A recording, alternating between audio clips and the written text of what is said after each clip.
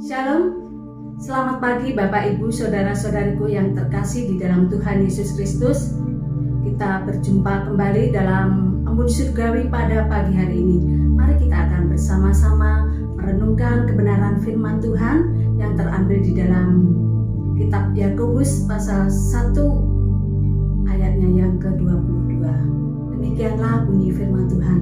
Tetapi hendaklah kamu menjadi pelaku firman dan bukan hanya pendengar saja. Sebab jika kita tidak demikian, maka kamu menipu diri sendiri. Firman Tuhan dengan tema menjadi pelaku firman. Menjadi pelaku firman Tuhan berarti taat kepada firman. Mendengar firman itu penting, tetapi itu tidak cukup. Mendengar bukan mentaati firman Tuhan, hanya mendengar saja. Setiap minggu kita beribadah kepada Tuhan dengan mendengarkan firman Tuhan. Kita pergi ke gereja dan kita berdoa dan membaca Alkitab. Namun ada satu hal penting, yaitu jika kita hanya mendengar saja namun tidak melakukannya, berarti kita tidak taat kepada Tuhan. Kita hanya mendengar, kita hanya membaca, namun tidak melakukannya. Jangan sampai kita hanya sekedar tahu dan percaya, tetapi tidak melakukannya.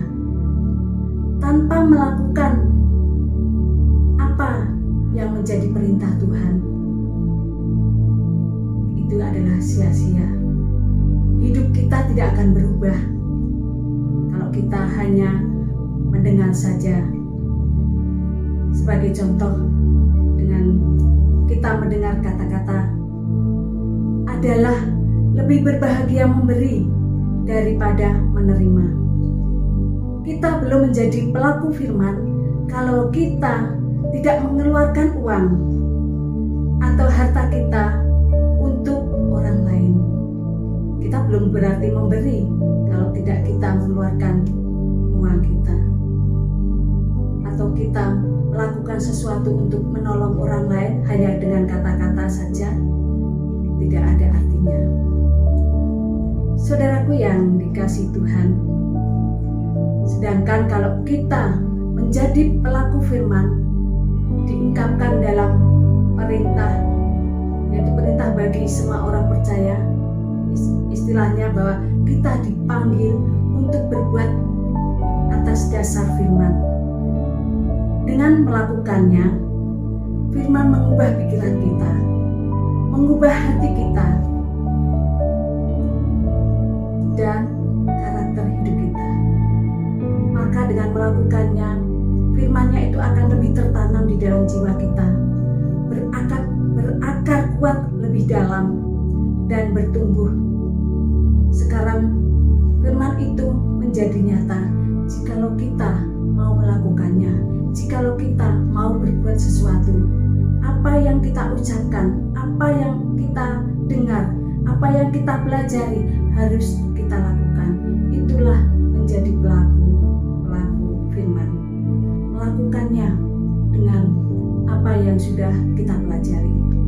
Marilah saudaraku yang dikasihi Tuhan, kita harus menjadi pelaku-pelaku firman yang dapat menjadi teladan hidup di dalam kehidupan kita bagi orang lain. Tuhan Yesus pun memberikan hidupnya dengan mati di kayu salib untuk menebus dosa umat manusia, agar manusia yang berdosa diselamatkan. Marilah saudaraku, kita mengikuti apa yang sudah Tuhan firmankan melalui firman-Nya.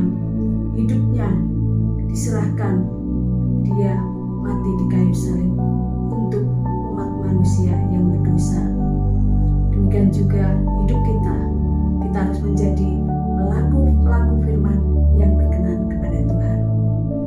Mari kita berdoa. Terima kasih Tuhan Yesus untuk kebenaran firman-Mu yang boleh kami dengarkan